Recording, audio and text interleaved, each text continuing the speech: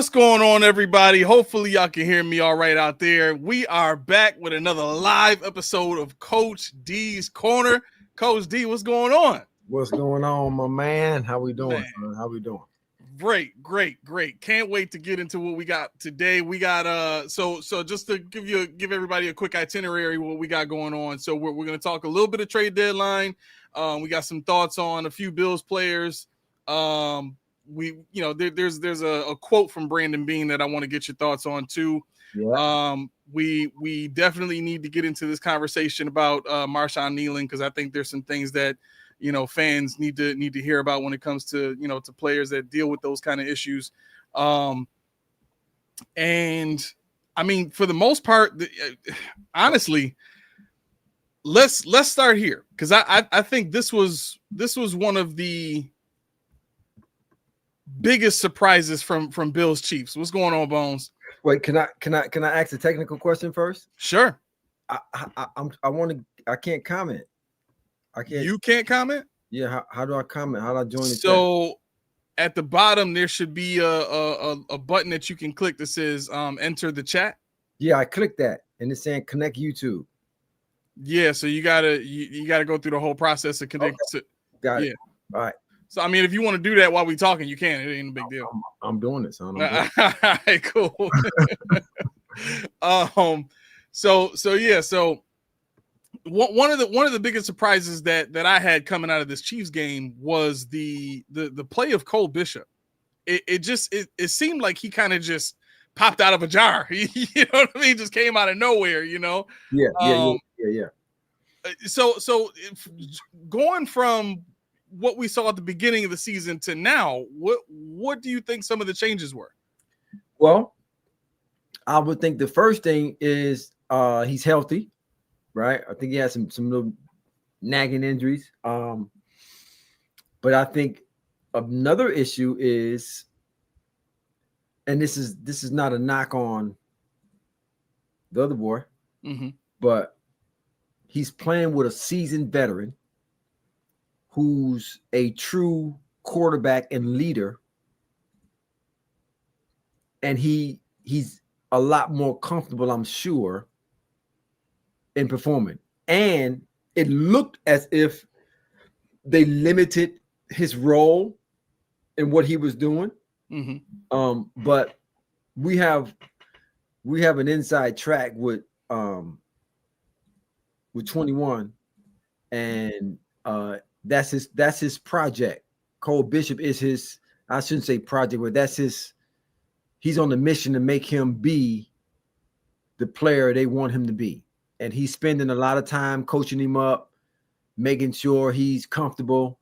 He's making it as easy as possible for him to perform. And,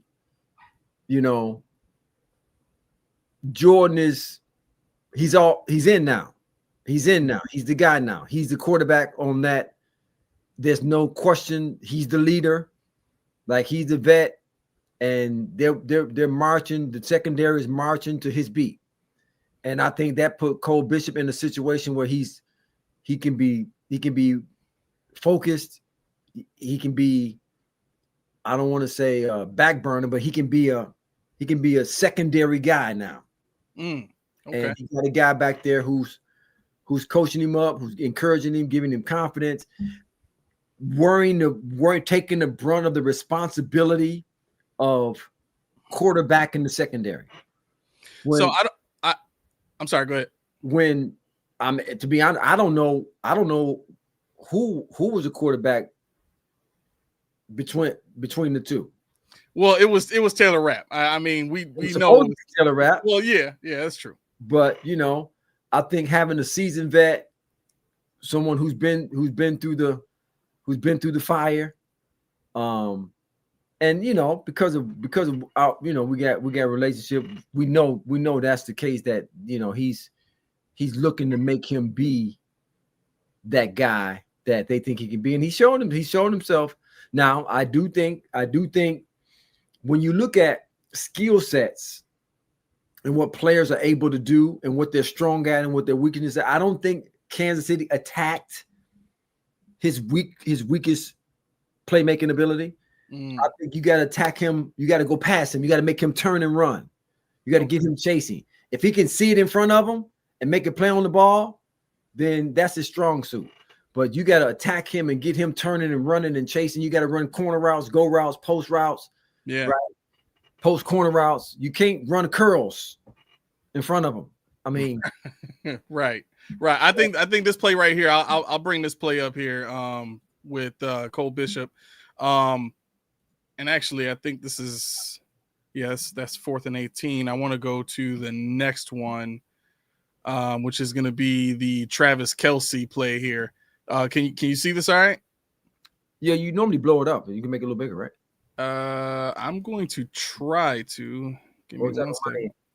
Oh, it's on my end. I did it. I'm good. You sure? Yeah, I can see it good now. Okay. Actually, I might. No. Yeah, there you go. There you go.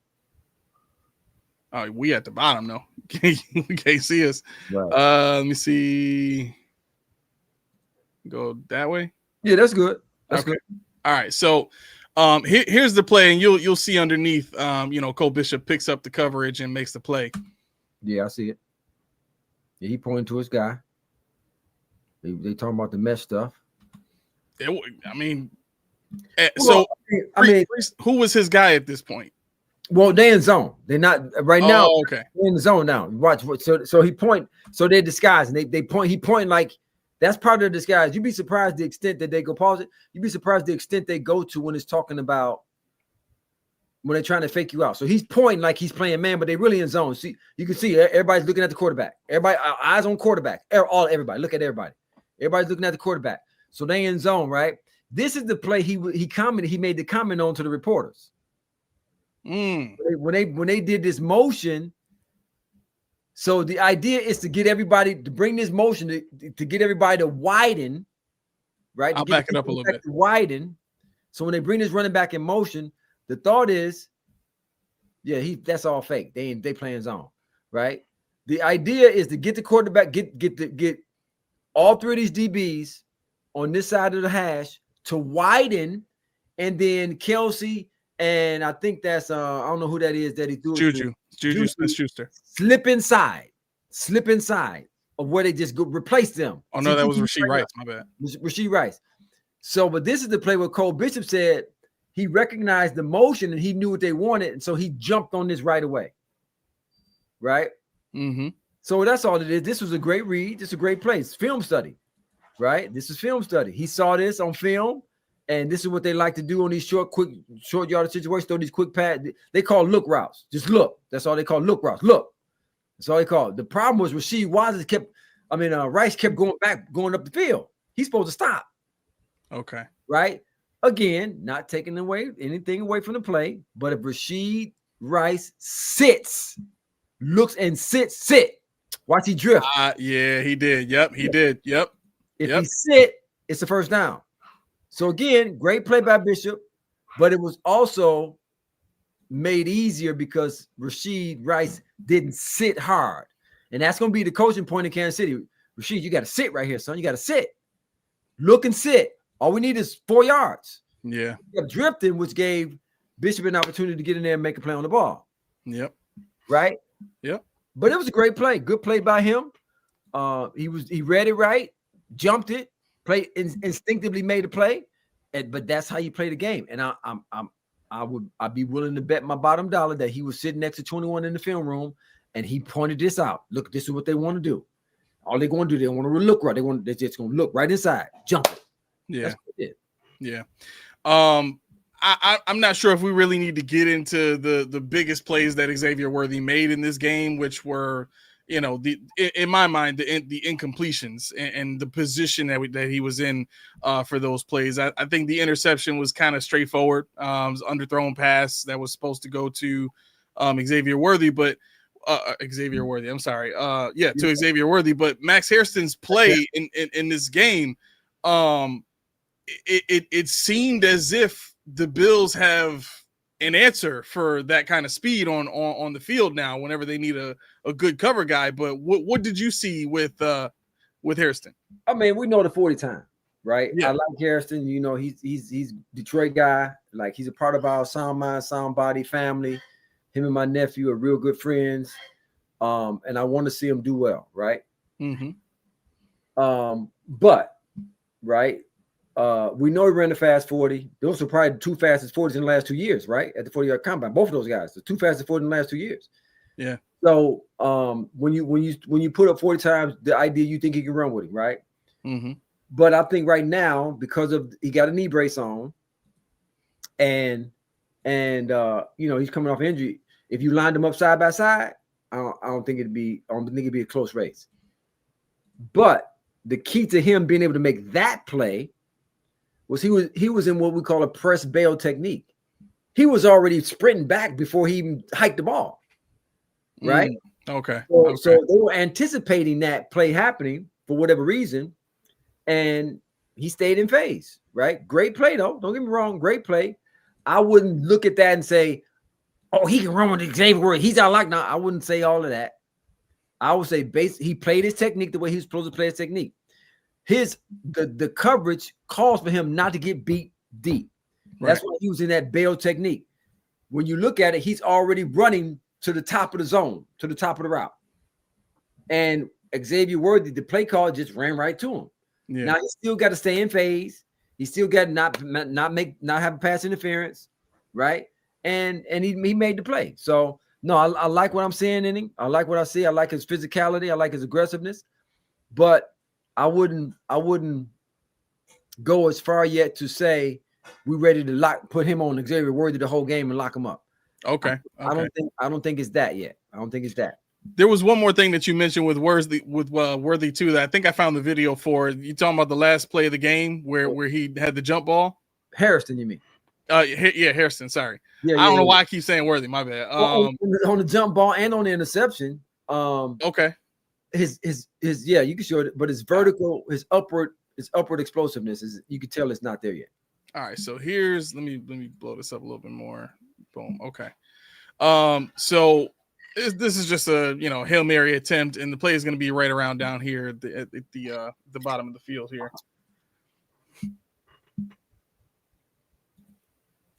Now, was that what you were talking about there? Because that's Hairston that swatted the ball down. Yeah, no, he missed it actually. He didn't hit it. He actually missed it.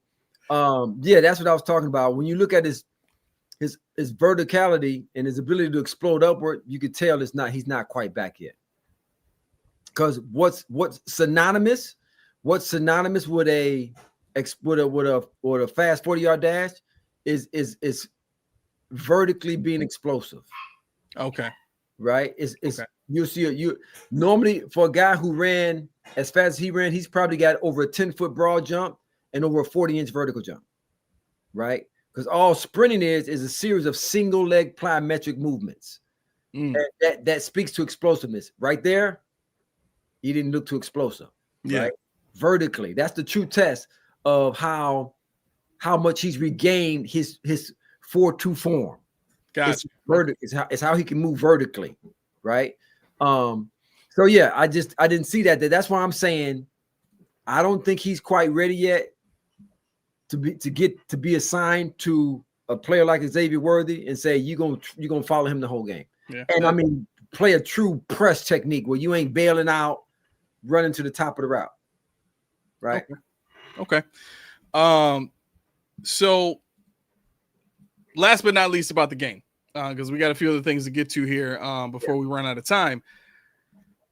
You mentioned to me when we talked about this earlier this week that you weren't sure if Mahomes was playing his very best game. You had some concerns about that. Can you just explain what you meant by that? I think the best way to characterize that thought is that wasn't a playoff version of Patrick Mahomes. That wasn't a playoff. I'm even to the point to where I feel like, and everybody know, and I know there's an excitement because the Bills beat the Chiefs. First and foremost, the Chiefs aren't the Chiefs of old. Secondly, the Bills never had a problem with the Chiefs in the regular season. Yeah, 5 consecutive wins. They've won the last 5 games in the regular season. But they've lost the last 4 in the playoffs. So it's almost like they're getting a different version of the Chiefs from the regular season. And to me, I've watched because I was concerned. I even told you earlier in the year, like the Chiefs ain't, I don't know if the Chiefs are the team to beat anymore in the AFC.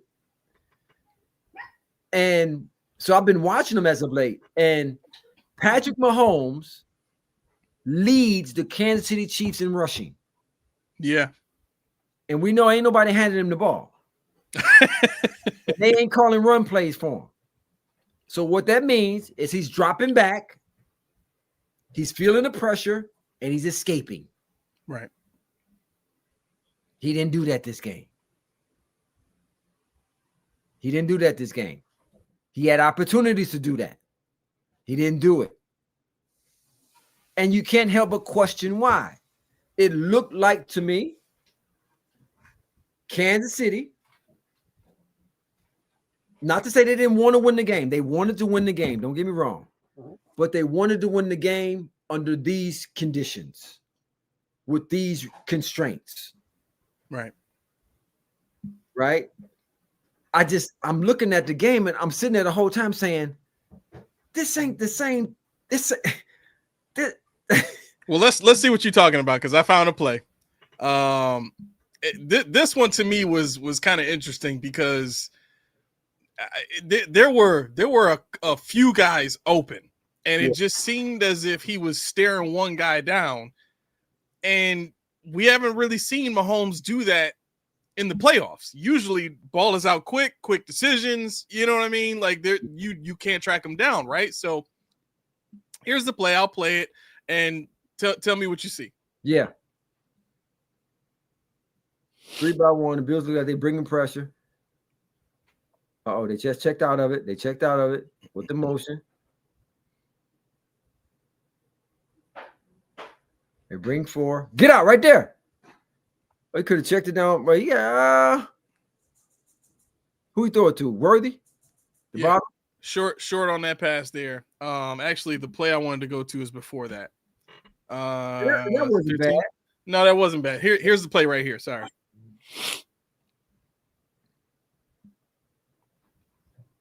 You know down the distance? It is start. Hold on, I gotta shrink it. So start of the 4th, 2nd and 8. 2nd and 8. Okay. Yep. All Second right, and 8. 3-by-1. They're gonna bring a guy in motion, right? Nope. All right. So here's where it kind of looks like he's staring this receiver down. Right. Right. But you got Juju up top open here. You got whoever this tight end is, looks like Kelsey coming open over the middle here. If he wanted to step up, he's got the receiver coming open, wide open in the middle here. Wait, stop, pause it. Okay, I get you. But here's my point. How many times you see Mahomes crunch up like that? Right. And just take the sack. How many times you see that? How many times you see that? Just whoop. I mean, let's get to the tight copy. How many times you see Mahomes look like he just accept being sacked? Yeah. When I watched them play in the like you could tell Mahomes he was intentionally.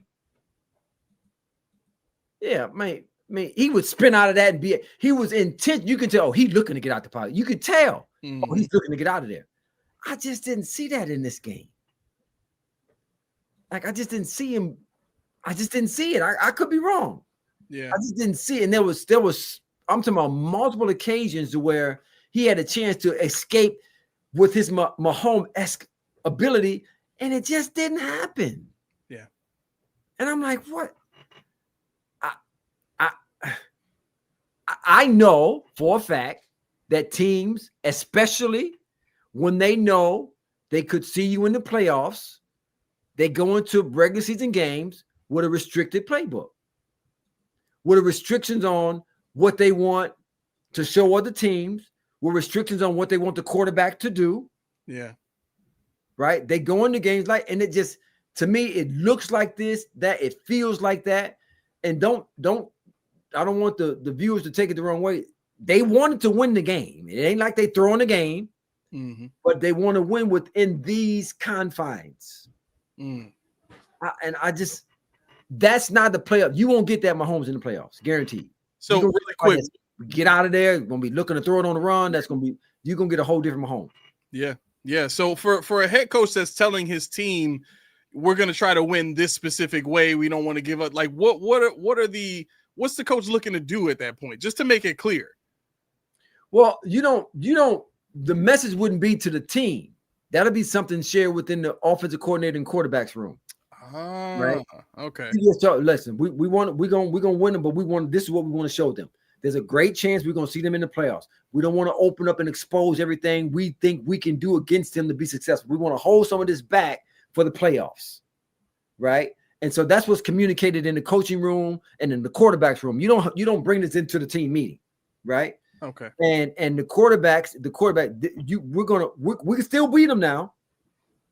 But we won't be as elastic.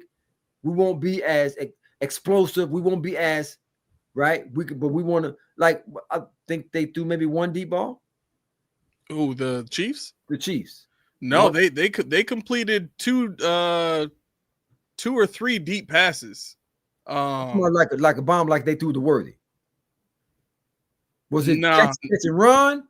Or I'm talking about bomb. I mean, I don't recall that. No, the longest completion was 4th and 17, I think it was. Yeah, I'm talking about drop back and heat it. Oh yeah, no, they didn't complete none of those. Right. So my point is, I think they went into this game. Oh wait, no, they did one. I'm sorry. Yeah, they had one to Hollywood Brown down the sideline. Remember that? I think it was in the first half. I'd have to go back and look at it. Okay. But I think they went into this game thinking we want to win, but we want to win showing this. Yeah. Right, because there's a more than likely probability we're gonna see them guys when it count, and we want to have something that they haven't seen. I could be wrong, but that's the sense I got watching the game. Yeah. I mean, same here, but I guess I didn't go that deep into the why it felt, kind of similar to seasons past where we beat them, but what can we take from this game? I came away from the game feeling like this was a defense that I had not seen the Bills have really since 2017, where they were winning with the defensive line and they didn't have to blitz, and the defense felt tough and it felt aggressive. You know what I'm saying? I mean, even last year when we beat them here, it felt aggressive, but it didn't feel like we could win with our defensive line the way that we did in this game Sunday. But well, the other thing to keep in mind is the Bills, like, this is they're built to beat this team. Yeah. Like when it comes to, if there's anybody on the schedule we want to beat, it's Kansas City. Right. Like, they're built to beat Kansas City. They get up to beat Kansas City. The NFL want to make it a rivalry. I don't know if Kansas City look at it as a rivalry. I don't think they do either. If you listen to the interviews, when you listen to the head coach, I mean, okay. Did you get a chance to listen to Andy Reid? I did not. Oh my gosh. I mean, okay. He literally comes out and just we got to play better. At the end of the day, we just got to play better. Like, every question he gets asked, like, we just got to do a better job. Like, I mean, it's almost like it's not a big deal. Like, right. Like, it's not a big deal. Like, okay, it's not a big deal. And that's not to take anything away from what the Bills did on that football field. Like, you still got to go out and play the game and win the game. Yep. Right. But again, I think the Chiefs came into the game with a couple of offensive linemen out. Yes, they had two, and then they lost one during the game. So you're playing against the B team offensive line. Yeah. I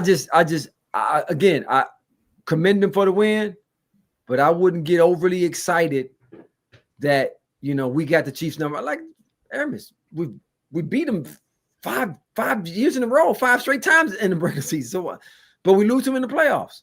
Yeah. So I think that we got to keep that in mind. Take it as a good win, but know that come playoff time, they're gonna have to play at a whole different level. Yeah, I agree. Okay, so Let's move on here. Your thoughts on the trade deadline. I know, we had talked about potential receivers that could come to this team and make an impact.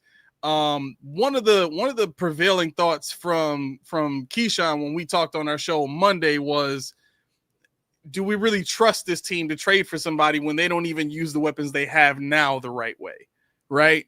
But what are your thoughts on us not getting a guy? Because there's a quote that I want to get to also that I think speaks to Brandon Beane's state of mind. I'll tell you the quote after your thoughts.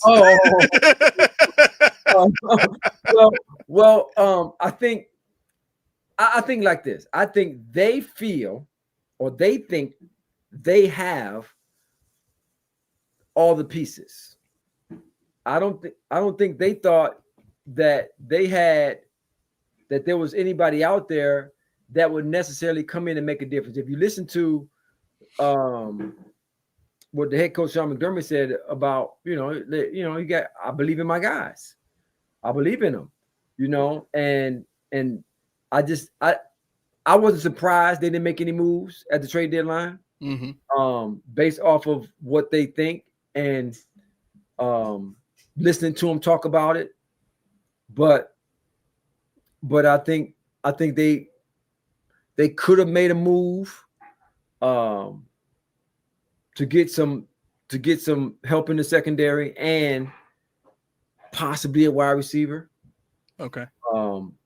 But again, I think it's in their heart of hearts, they think they have the big eraser for every mistake or every lack of and that I think they gonna ride it out. They're gonna ride it out.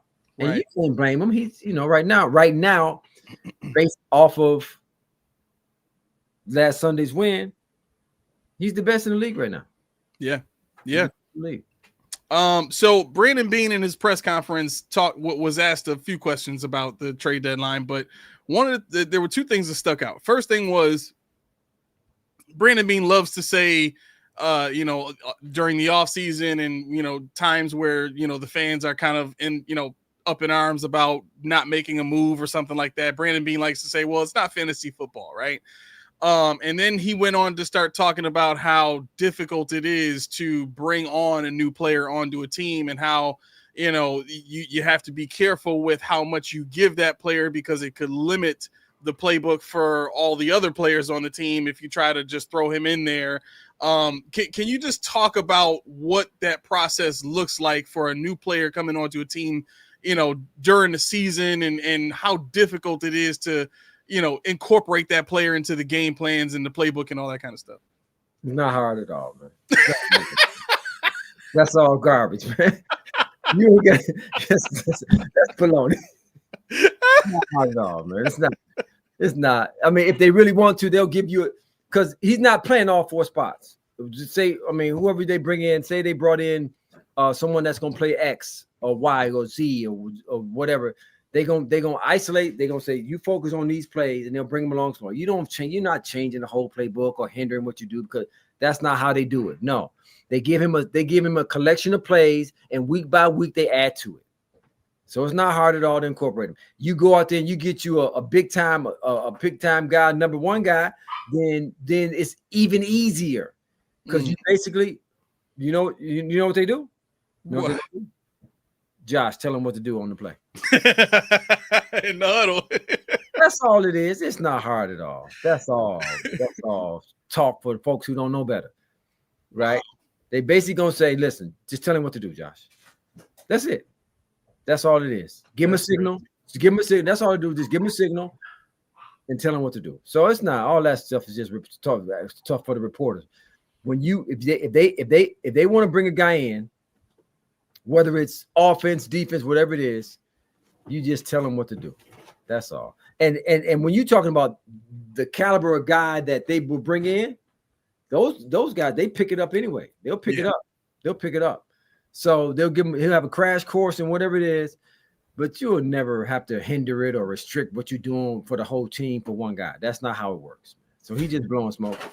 So I think what what I've heard some people point to, and Brandon Bean even brought this up too. He brought up last year when they traded for Amari Cooper, and he got injured and wasn't able to be on the field as much. I think there are still some people that point to Amari Cooper coming on, and I think I've even said this a couple of times last year too. Amari Cooper had some difficulties getting the playbook down, and Sean is very big on making sure players know the playbook, and you can't be on the field unless you know what you're doing. Can you talk about the head coach's I guess influence in those types of situations? Is there enough influence from the players to be able to, when they do get a new player, say, hey, just let the man play? Or is that like, just no, whatever the head coach wants? No, I mean, there's an expectation. There's an expectation that head coaches have, or everybody will have with a player. Now, the players will take more of an approach, like you said, man, just put him on the field, right? We'll get him straight. We'll tell him what to do. Whereas, the head coach, and it ain't like they don't want you to learn the playbook, but okay, you can't be out there blowing assignments. When you bring a guy in mid-season like this, there's an expectation that they understand that they have. Like, he's not gonna know the playbook like the guys who've been here know the playbook, but they'll give him a set of plays, and they'll have a series that they know he should know, and they'll put him in. But it's always, yo, bro, if you don't know, but you good? I'm talking about that. I'm telling you what'll happen. They going to line up. Shakir, you good? Yeah, I'm good. You know what you got? Yeah, I know what you got. That's all. They make a check at Josh, make a check at the line of scrimmage. You good? You know what you got? Yeah. That's all. That's how that goes. It's not hard at all. It's not that. But yeah, coaches want guys to know what they're doing, so you don't have other guys carrying you, because at times you might be in a situation where you can't hear. Right? They might not know. Yeah. So but yeah, coaches have a tendency to want players to know a little bit more intensely than the players do for other players, because they're gonna help them out. They're not gonna leave you out there by yourself. Okay. The other thing I wanted to ask you about too is Brandon Bean this year in particular seems to have a level of hubris that I think could be getting us in trouble when it comes to his assessment of talent and his assessment of the quality of players in the draft that we're getting and all that, right? And so Brandon Bean was asked about whether or not there were players out there with a price tag that would cost the Bills more than they were willing to pay, right? And the media person used an example of, maybe a team is asking for 3 first-round picks and maybe we only wanted to give 2 or something like that. And Brandon Bean's quote was 99% of the players are available for a price, right? Now, when he was saying that, his point in bringing, wouldn't that be 100% of the players? No, well, because he was leaving out the franchise quarterbacks and like maybe the Myles Garretts of the world. You know what I mean? Like players that are like franchise players that maybe a team is just like, no, we're not moving them no matter what, right? But when it comes to what he said, the 99% of players are available for a price. In your mind, what does that say about the state of the Bills when you hear that quote? I think I alluded to it earlier that like they have there's a fine line between being confident and arrogant, right? And I think they have I'm gonna call it confidence. You're being nice. what they've done through the draft, what they've done in player preparation, what they've done in creating a nucleus, I think, and they got a right to feel good about it. Like they've won the AFC champion, the AFC East, the East, the last 10 years or so, and they made it to the playoffs. So I mean, 6 or 7 years. So they've done enough to where they can say, hey, we in their mind they've done enough. We can say, hey, we like what we've chosen. Like, I think again the bulk of that is on 17, right?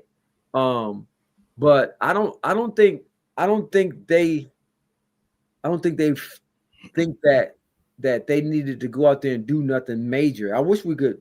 I know there were some rumors about them going out to a wide receiver, the boy out of New Orleans that would end up going to Seattle, and the boy out of Tennessee. Something Kev also says they tried to circle back for Garrett. They offered 3 1s, but Cleveland wanted 4 1s. Yeah, I didn't hear that. I didn't hear that either. I mean, if Cleveland wanted 4 1, that's like, come on now, that's just say you don't want to trade him at that point. I'm 4 1s. Like, right. Like, come on. Yeah. Like that was fictitious. Now that wasn't even a real response. 4 1s. Like, come on. I mean, and then when you think about it, like Bills will 9 times out of 10 will be picking in the final 3 or 4 spots anyway. Yeah. So that wouldn't. I'm to Cleveland was just say just tell them we want 4 1s, right? Right. But yeah, I mean, I think him making that statement was more to what the quote you said he had earlier, like we good. Yeah. Right what we have. Yeah. I mean, let's see what happens. Yeah. Yeah. I mean, my thought when I heard that was just like the hubris of this dude. You know what I mean? Like, he's asking you if there was a team out there that you tried to get a player, couldn't get him, whatever the case is. And now, I think Bean's main point was there were guys that they tried to get that wanted too much for the players that they had. And but what comes into that is, do we really want the player? Right. That's the hubris you're talking about. Do we really want to play? We didn't really. Again, I think it goes back to we don't really think we need to go and do nothing major. Exactly. When you go back to what Sean said in his press conference leading up to the Chiefs game, and he said specifically, like, I believe in the guys we have. And I think the press conference that following Wednesday, where he said, they asked him about that would have been yesterday. Sorry. They asked him yesterday about what that process looks like with Sean's communication with Bean on, figuring out like the trade process. Right. And Sean's response was, and I'm paraphrasing, he was basically saying, well, I usually make an assessment of the team, and I have a good feel for what we have, and if there's some things that we might need, or if we don't need anything, I'll communicate that to Bean, and then it's pretty much his deal from there. And when he said that, I'm like, so you say that you believe in the guys you have, and you make the assessment of the team, based on what you believe the needs or not needs are, and we end up not really getting anybody in the draft. Now Bean did say in his press conference, thing was yesterday, that he likes to make moves. So you got a GM that likes to make moves, but you got a head coach that believes in the guys that he has, and no moves get made. Right. Yeah, I mean, I think that's the standoff you have. Again, coaches, when they talk to the media, general managers, when they talk to the media, it's a cat and mouse game. Okay. Right. They're really trying to hide their real intentions. It's like the one of my favorite movies is The Godfather. And remember, there's a part in the movie where they're sitting around and they're negotiating. They're talking to a guy that wants to move in on the territory, and one of the Godfather's sons starts blurting out his mind and what he thinks and what he wants to do. And then they end the meeting, and the guy comes out. I mean, they end the meeting, and Gene T, I can't think his name, but he tells him to come in. He said, "Don't ever let anybody know outside the family know what you're thinking." That's kind of the idea that they have inside of a professional football environment, is don't let the people outside, which includes the media, know what you're really thinking, right? And so that's one of my favorite scenes from The Godfather. You never let people outside the family know what you're thinking. Never let people outside of our circle, of our coaches' circle, of our community as a player. Never let them know what you're really thinking. And I think that's the game they played with the media, right? And so it's hard to really accept the genuine nature of what they're saying when it comes to player moves, roster moves, trades, player decisions. It's hard to really get a feel for that at times. Yeah. Okay. We do have a couple of questions and comments on the Chiefs stuff. So I'll start with this one here from Hot Wheels. Says we lose in the playoffs because we play to win in the regular season. Thus, them knowing everything we have, we show them our bag. That's a great point to what we were saying. I don't think the Chiefs. It just didn't look like the Chiefs was playing with a wide open playbook. Yeah. It don't look like Mahomes was playing with that intent to, if I have to, I'm getting out of the pocket. Like go back and look at the Lions game. The Lions game and the game, like you can tell his mindset was, I'm getting back here. If I don't see it, I'm out. That wasn't the case this past week. Now I don't know. I don't think it was, because I went back and I looked at the all 22. I don't think it was anything the Bills did. They weren't spying overly more than they did. It just wasn't that. Right. I agree with it. Like the Bills, because you want, like you want to make a statement. You want to make a statement, and you want to beat the team you're built to beat. Right. You want to beat the team you're built to beat, because that gives you confidence. That gives the people who around you confidence. That gives the fans confidence. Yeah. That gives the team confidence. You want to beat them. Yeah. Well, I don't know if Kansas City, they want to win. Yeah, they're pros, but I don't know if they're willing to expose fully everything that they would like to do against the Bills in the regular season. Bones asks, is it not the same thing for us though? Do you notice that maybe the Bills are doing a little bit of that, or do you not get that impression from what you see on film? No, I didn't get that impression from this week. Right? I think the Bills, they did. I didn't feel like they were restricted. They looked like the Bills looked all season. They looked like the offense looked like it looked. I don't think it was anything. I didn't feel like Josh was holding back. I didn't feel like I thought they did. They dominated the line of scrimmage. I don't want to say dominated, but they controlled. They won the line of scrimmage battle. Okay. Right. Okay. They were able to run the football when they needed to.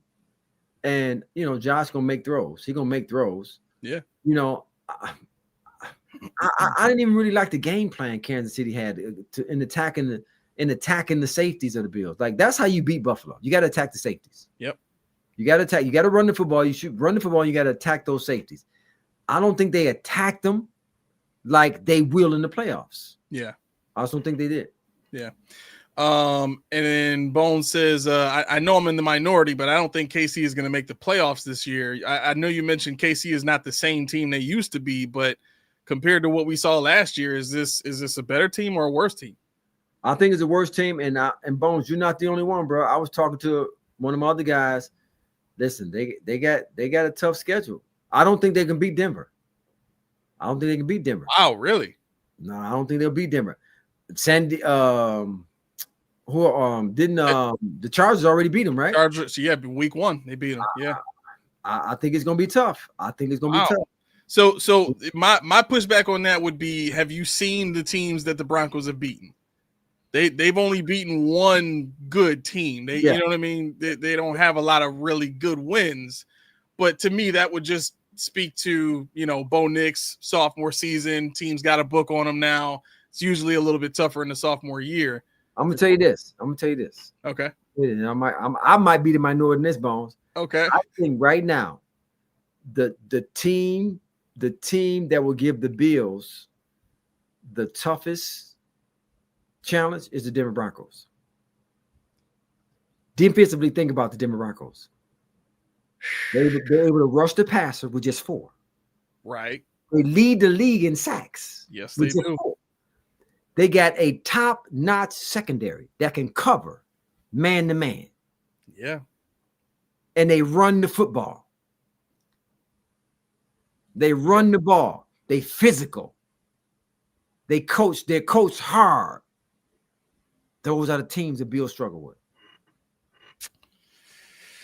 Oh man. Yeah, those are the teams. I plan on watching very closely tonight. The same thing. You seen the team they beat? I said I know they haven't had the strongest schedule. Yeah. But what I'm looking at is when it comes down to winning football games, Sean Payton is a winner. He knows how to win. He does. He knows how to win. And they got when you can rush the passer with 4. When you can rush the passer with 4, and you got the defensive player of the year in one corner, and you got a guy that's like a top-notch corner on the other side. Man, that's tough to beat, man.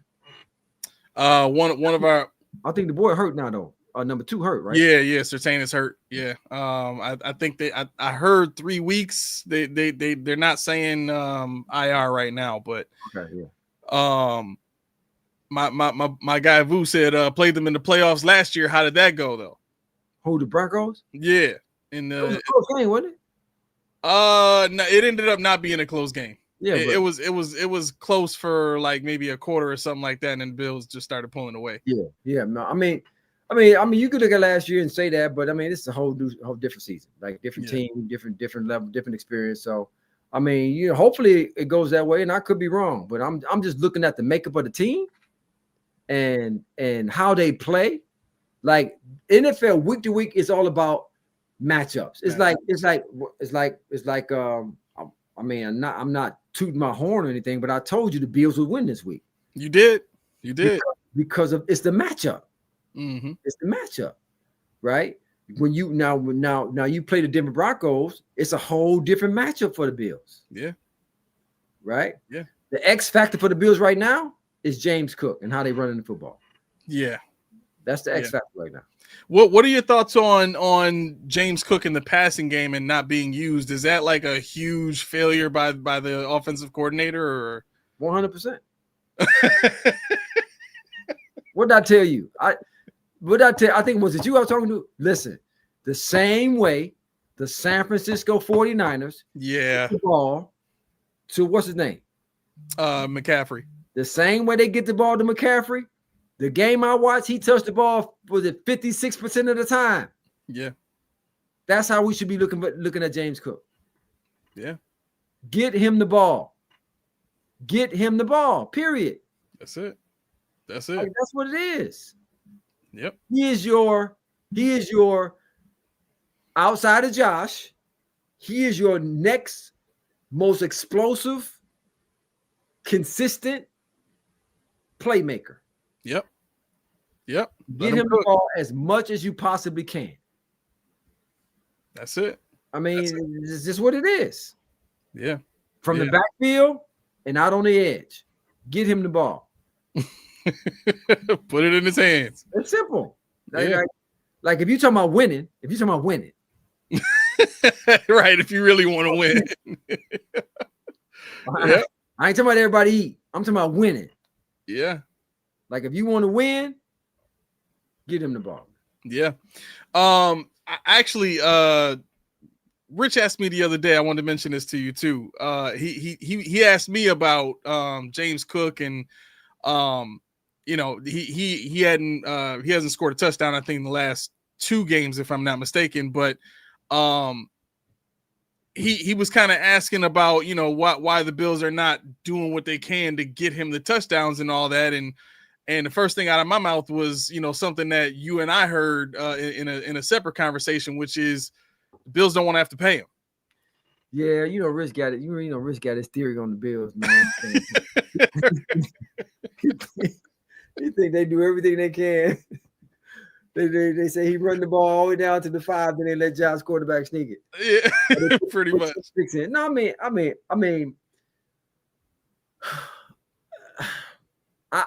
I know that goes on. I know it.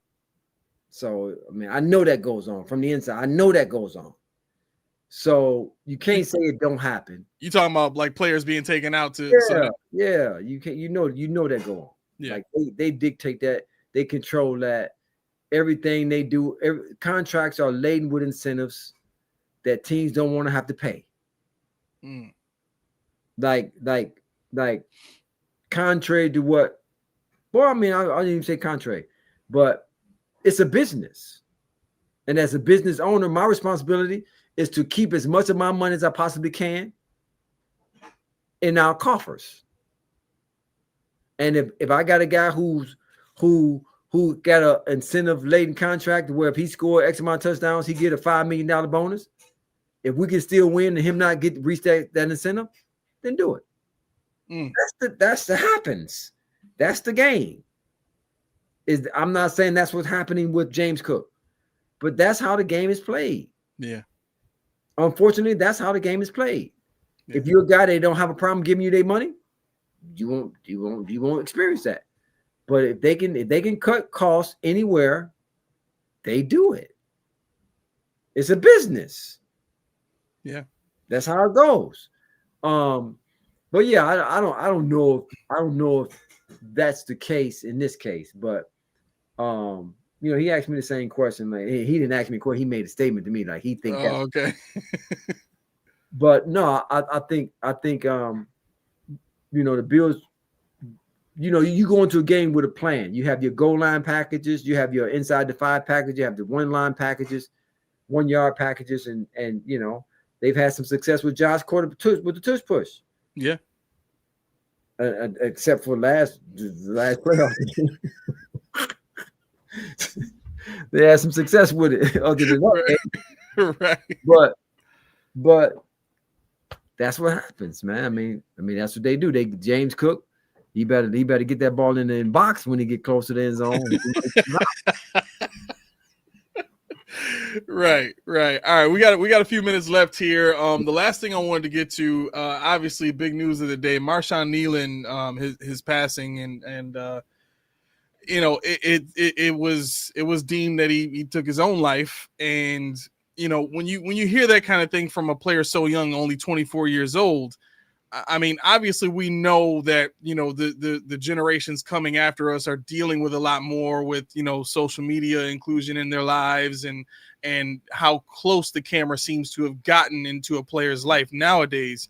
It kind of reminds me of some of the criticism that Keon Coleman has been taking on a lot recently. And can you just talk about how not only news like this, but some of the things that people have been saying about Keon, he's a bust already in year 2, and I know for one, I've had a conversation with him. I believe he's got a dog mentality.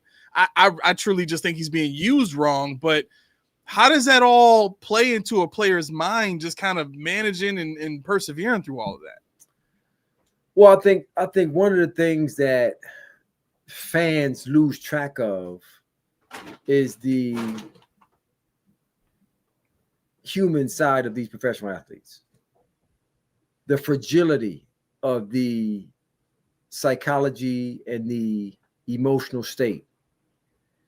They show a level of superhuman ability at times on the football field. Mm-hmm. They show a level of invincibility on the football field at times, but they struggle with esteem. They struggle with fear.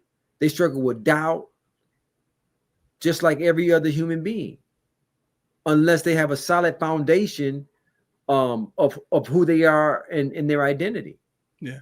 And when they hear a lot of these comments and things people say about them, it impacts them. It affects them.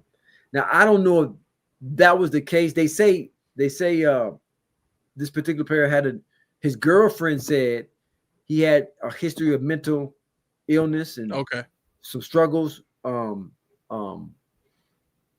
mentally, but it's all associated with who they are. You get a level. When you think about these professional athletes, you think, man, these guys are like they're superhuman, but they're not.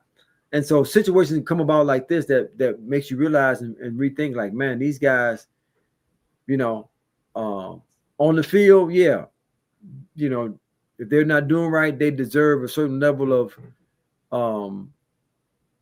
what's it called? Constructive criticism. Yeah. But keep in mind they're, you know, there's somebody's son, there's somebody's brother, there's somebody's father. Right.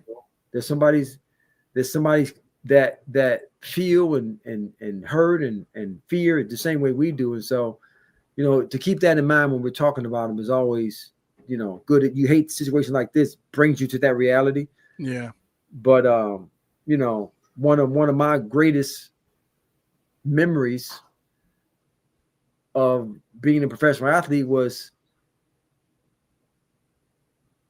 coming home one day and looking at in my condo, in my place, and looking at everything that I had, but still having this sense of emptiness, like I still felt unfulfilled.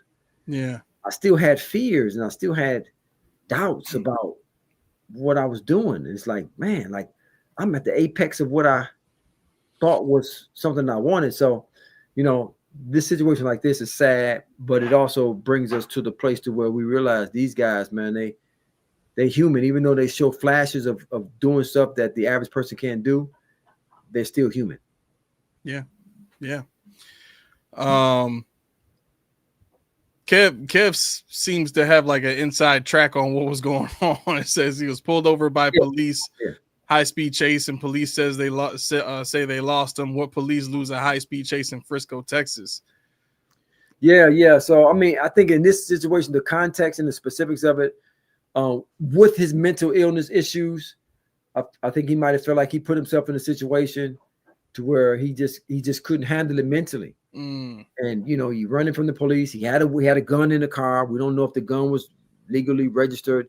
He might have saw everything. He just scored a touchdown the game. He probably saw all of it was gone. All of it was lost now. He's going to jail. His career's over. He was by himself. I don't know how sober he was, but you start dealing with all those thoughts. If you're not mentally able to handle that and all the pressure and the scrutiny that's going to come with this, man, you know, that's why it's always good. Like, even though you take the Keon Coleman situation, I mean, I get it. I mean, he's not done what some fans think he should be doing, but at the same time, you know, there's another perspective. Like, again, we know him personally. We've had conversation with him. Right. We know what kind of person he is. We know what his desires are. We know what he really want to do. We know how he feels restricted. We know these things. Yeah. Right. And when you get people coming out saying stuff like this, you know, he's of a mentality that he won't bother him. Yeah. But you never know. You get a guy like the young man that just, you know, life, he's no longer with us, might not be able to handle it. Nah, his mama had that behind the way he talked. She's not too much. Yeah, but all right. I mean, that's it for today. I'm really glad that we were able to you know, get to all of our topics and keep good time in all this. I really appreciate your time. You know, and answering all the questions. For anybody that has any other questions on this, you can always put your question in the comments, and I will absolutely push it forward to Coach D and try to get you an answer back as soon as possible. He does pop in time to time, you know, during the podcast, you know, so you can always ask your questions there, and I'm sure he'll be willing to give you an answer. But other than that, hey, what you think the Bills gonna do this weekend? Playing the Dolphins? Yeah. Playing the Dolphins? I almost feel bad giving a score prediction. Yeah, but they got problems. They got problems over there. Yeah, it's bad. So I thought about this too, because a lot of people are saying that, you know, they wanna fire McDaniel at the end of the season. I mean, the reason they lost their previous head coach was because he didn't want to take a dive and just lose a bunch of games, you know, to get a high draft pick. I mean, it kind of seems like they're on their way now to getting a high draft pick and being able to get rid of Tua and finally go get a real quarterback. Do you kind of get a sense that Mike McDaniel is safe, or do you think they go a different direction with that? I think they go in a different direction. Okay. I think they wait to the end of the year though. I think they don't have to take a dive now. They're that bad. They don't have to. Right. There's some challenges within the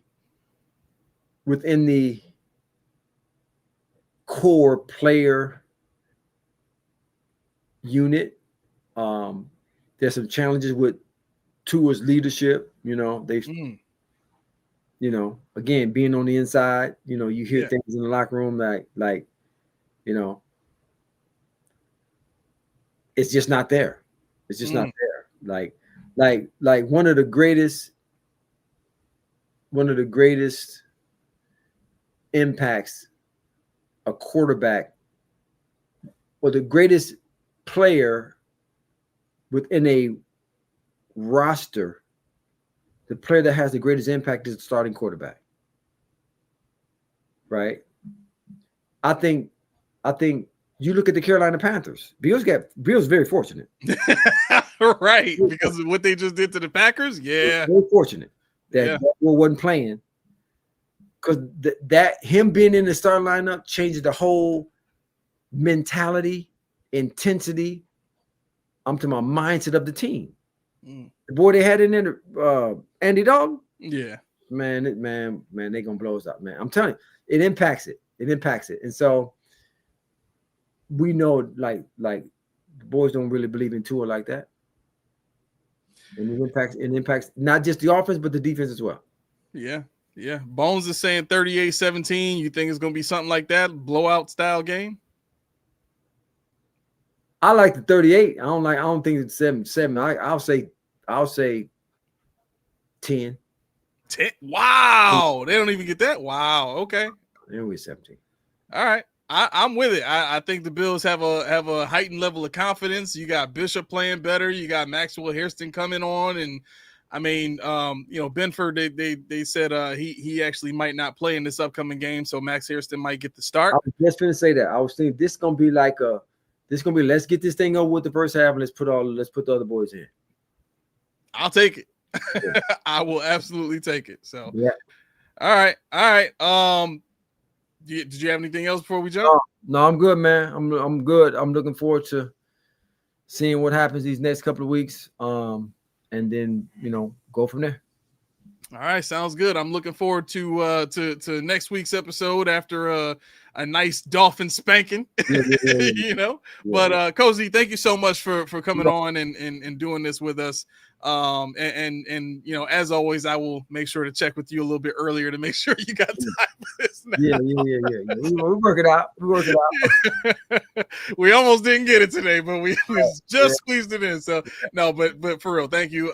Everybody else that tuned in, all 20 of you, I think we got up to 27 live viewers today. That was great. Thank you so much for tuning in. Again, if you have questions, please feel free to leave them in the comment section. Other than that, we will be back. The Post Podium podcast is live tomorrow at 5:30 p.m. So make sure you guys check that out.